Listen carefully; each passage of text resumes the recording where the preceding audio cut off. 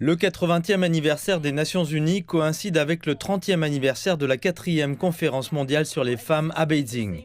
L'ONU célèbre ces événements marquants avant la prochaine réunion des dirigeants mondiaux sur les femmes en Chine. La conférence de Beijing, qui s'est tenue en 1995, a été un événement historique qui s'est concentré sur 12 domaines critiques dans lesquels les femmes et les filles étaient victimes de discrimination. Elle est aujourd'hui considérée comme le programme le plus complet pour parvenir à l'égalité des sexes. À l'ONU, les dirigeants ont renouvelé leurs engagements à atteindre les objectifs de la déclaration et ont souligné les progrès accomplis jusqu'à présent.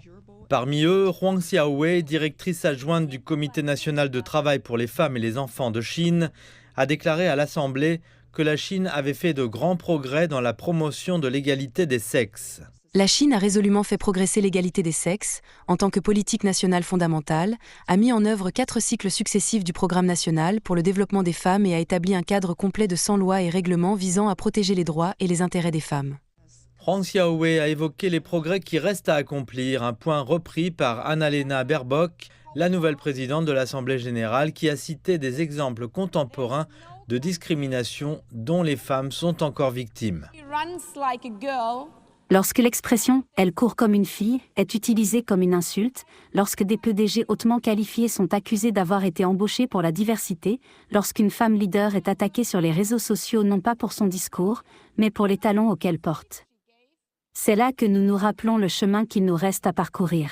Les objectifs de la déclaration de Beijing s'alignent sur l'objectif de développement durable numéro 5 des Nations Unies, l'égalité des sexes, et sur le programme d'action Beijing + 30.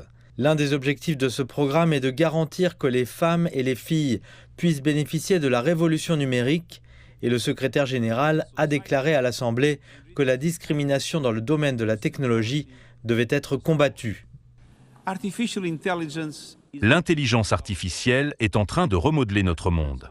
Mais cette transformation se déroule dans un secteur dominé par les hommes, façonné par des données biaisées et guidé par des algorithmes qui renforcent souvent la discrimination. Nous devons lutter contre la violence et la haine en ligne et veiller à ce que la technologie serve l'égalité et non l'exclusion.